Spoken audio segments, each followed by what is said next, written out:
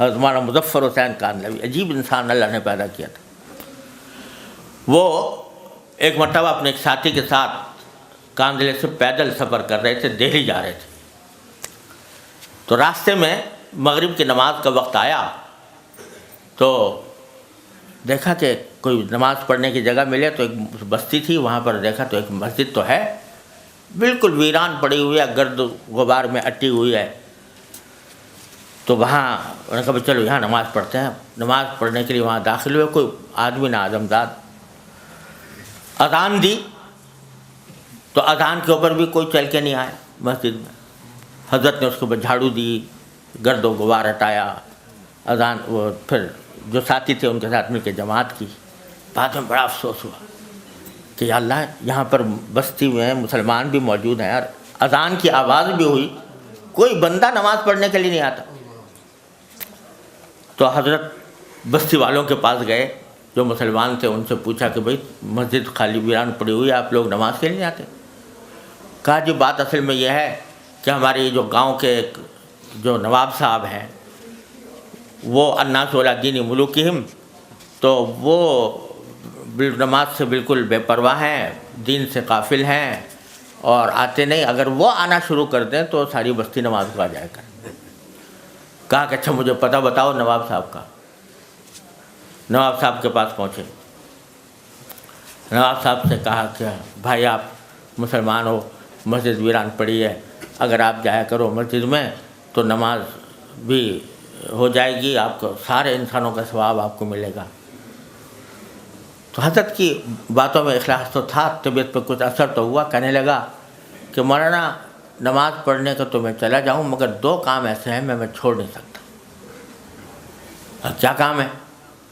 کہ ایک تو یہ کہ میں شراب پیتا ہوں اور میرے پاس فاحشہ عورتیں آتی ہیں، اور دوسری بات یہ کہ میں وضو نہیں کر سکتا، وضو میرے بس سے باہر، تو اس لیے نماز کیسے پڑھوں بغیر وضو کے؟ حضرت نے فرمایا کہ اچھا تو ایسا کرو، آپ ایک بات کا وعدہ کر لو۔ یعنی کیا؟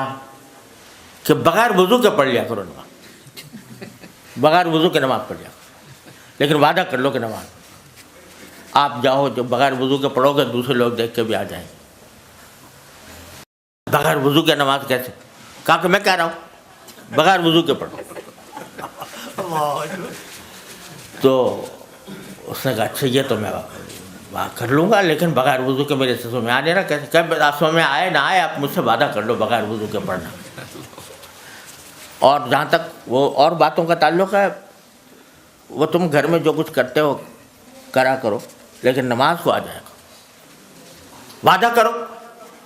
اب اس کے بعد کوئی راستہ نہیں تھا، اس نے کہا جی اچھا وعدہ کرتا ہوں، کل ظہر کے وقت سے نماز کو جاؤں گا۔ حضرت وہاں سے اٹھے، دوبارہ مسجد میں گئے، 2 رکعتیں پڑھی، سجدے میں گرے، خوب روئے، خوب روئے، اور رو کے دعا مانگی کہ اللہ میں یہاں تک تو لے آیا، اب وضو کرانا آپ کا کام۔ یہ کہہ کر اگلے دن ظہر کا وقت آیا تو نواب صاحب کو وعدہ یاد آیا۔ جب جانے لگے تو دل نے یہ کہا کہ خدا کے بندے پہلے دن تو جا رہا ہے نماز پڑھنے کے لیے، تو آج تو وضو کر لے، آپ وضو کیا تو غسل کر لے۔ تو غسل کیا اور غسل کر کے مسجد پہنچے اور نماز پڑھی، اور اس کے بعد اللہ تبارک و تعالیٰ دل ایسا بدلا کہ جو اور خرافات لگی ہوئی تھی وہ بھی چھوڑ کر۔ اب اگر کوئی پوچھے کہ بھئی مولانا مظفر حسین صاحب نے اس کو کہہ دیا کہ بغیر وضو کے نماز پڑھ لے، تو کتابوں میں تو یہ لکھا ہے کہ بغیر وضو کے اگر تہاوناً نماز پڑھے تو آدمی کافر ہو جاتا۔